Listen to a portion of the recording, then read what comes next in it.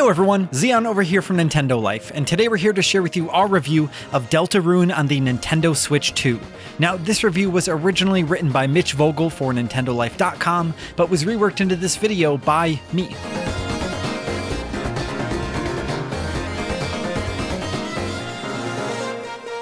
It's going on 7 years since the first chapter of Deltarune became available, and after the release of Chapter 2 in 2021, we're now finally past the halfway mark of the story with the simultaneous release of Chapters 3 and 4. To mark the occasion, creator Toby Fox has decided to give the game an official paid release, including all chapters to this point, plus the final upcoming chapters whenever they complete development, and it feels like it was the right choice now to do so. Deltarune is an incomplete, but ultimately satisfying experience that already feels like a worthy successor to the legacy of Undertale.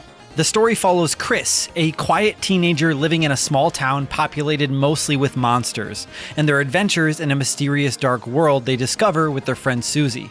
The two are told that they are prophesized heroes who will restore balance between the light and dark worlds, and they soon learn that their main means of doing so is through finding and sealing various dark fountains that act as a sort of source of power for the dark world. Joined by Ralsei, a native of the dark world, the heroes set out to battle the forces defending the dark fountains and ultimately fulfill their destiny as the prophecy lays out. It may sound like a rather cliched premise, but Deltarune excels in defying expectations and keeping the player guessing. Perhaps best of all, a sardonic and satirical sense of humor permeates the writing, keeping the tone lighthearted and airy until another sudden heel turn where things get real fast. And while the jury's still out on how all of this is going to resolve, the latest chapters start building some welcome momentum as this narrative hurtles towards a conclusion. Gameplay could be mostly described as that of a JRPG, but Deltarune bucks genre trends with some remarkably interesting and fresh gameplay ideas. The turn-based battles you find yourself so often drawn into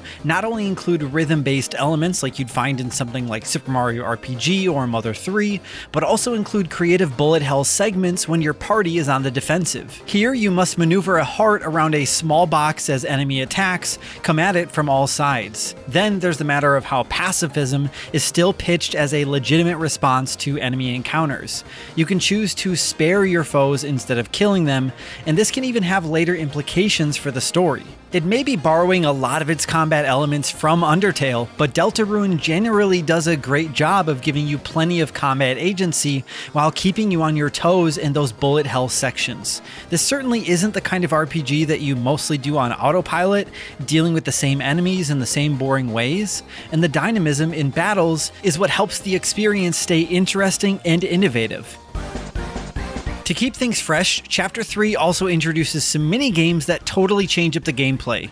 Here, you can do arcade-like activities like dishing out food to hungry customers, defending a statue from waves of attacking foes, or shredding on stage with a rock band. Though Chapter 3 itself had some mild pacing issues, we really enjoyed the gameplay gimmicks that it explored and appreciated the variety that it injected into the overall loop. Visually, Deltarune employs a very basic but charming art style that ultimately goes for a lot of sight gags that play into the comical nature of most of the writing. Our favorite instance was Tenna, a game show host with a TV for a head. Not only do most of his sentences contain phrases written in word art and accompanied by goofy sounds, the character himself is drawn and animated in a completely different style from the world around him that intentionally clashes with everything else. Deltarune doesn't necessarily impress with its otherwise simple visuals, but there's something about its rudimentary sprite work that fits well with the script's often silly tone. As for the soundtrack itself, Toby Fox proves himself yet again to be a master of creating atmosphere, whether it be the eerie ambient sounds that play when exploring a desolate hallway in the dark world, or the intense chiptune tracks that punctuate many of the battle sequences.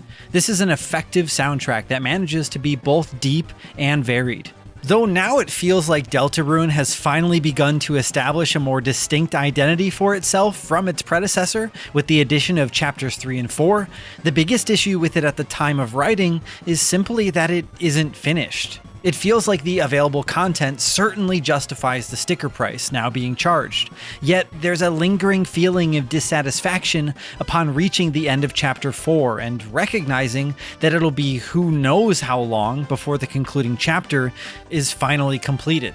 Now, we wouldn't say this is reason enough to skip playing Deltarune now, but just keep in mind that it'll probably be years before development finally reaches completion. As for the Switch 2 port itself, one of the key headlining features is a special room that allows you to utilize the new mouse mode for some cute minigames. Here you can save a couple mice from a cat statue, eventually leading to a battle with a cat in which you use both Joy-Con to move the pointers around to do things like dodge attacks or play a version of Simon Says. It's not particularly innovative or game-changing, but this special room is a fun little distraction, and it gives the Switch 2 version a bit of distinctive content to differentiate it from other versions. Those of you who've played the earlier chapters on the original Switch will be pleased to note that there's a built-in save import feature. If your old save data is loaded on the same console as Deltarune when you first boot it up, this will be automatically detected and you'll be given the option to carry over your save data for chapters 3 and 4. Alternatively, you can simply start fresh and play any of the 4 available chapters in any order you want. And we really appreciated this thought to include this feature, as it ensures the transition to new hardware and the full release of the game goes as smoothly as possible. Deltarune is a game that can feel odd to recommend, as it's both difficult to convey in words what makes this game feel so special, and well, it still isn't done. Its goofy and subversive narrative, innovative battle mechanics, and killer soundtrack all combine to make this one worth the purchase in its current state, even if it is unfinished and the visuals still feel a tad underwhelming. At any rate, we'd suggest you pick this one up. There's no telling when the story will finally wrap up, but the release of the latest 2 chapters has done a lot to round out what once felt a little anemic. We here at Nintendo Life give Deltarune on the Nintendo Switch 2 an 8 out of 10.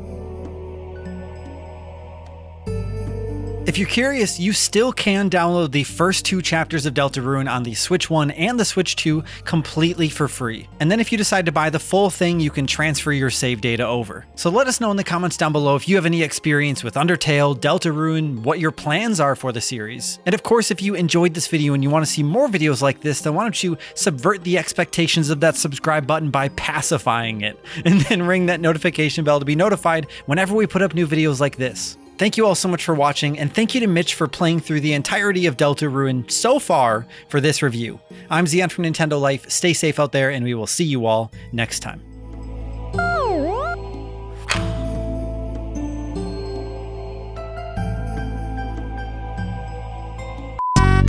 So you want to be a big shot, eh? Well, maybe if you stick around, I can tell you how to change your life, turn it around, or maybe I can just tell you my thoughts about Deltarune. So I played through Deltarune's chapters as they released, and it's been a long time, frankly. I remember the little details here and there, but I wanted to give myself a good refresher. And Felix and I got to talking about it, and he was doing the same thing, and he made me aware of some secret bosses that exist in Chapter 1 and Chapter 2. So in my most recent playthrough, I made a point to seek them out and tackle them, and I had a great time. They were a lot of fun. And the way that these secret bosses are handled in each chapter is really slick, and it does a really good job of making sure that if you miss them, you can go back and fight them, as long as you haven't moved on to the next chapter yet. If you've missed them, you should be able to go back and find them easily. But in Chapter 3, there's actually a thing that you have to do in order to even stand a chance against the 3rd secret boss. And if you miss that thing, you actually have to go back and redo Chapter 3 entirely, which is exactly what I did. And it was so worth going back and doing this. I was on the edge of my seat the entire time.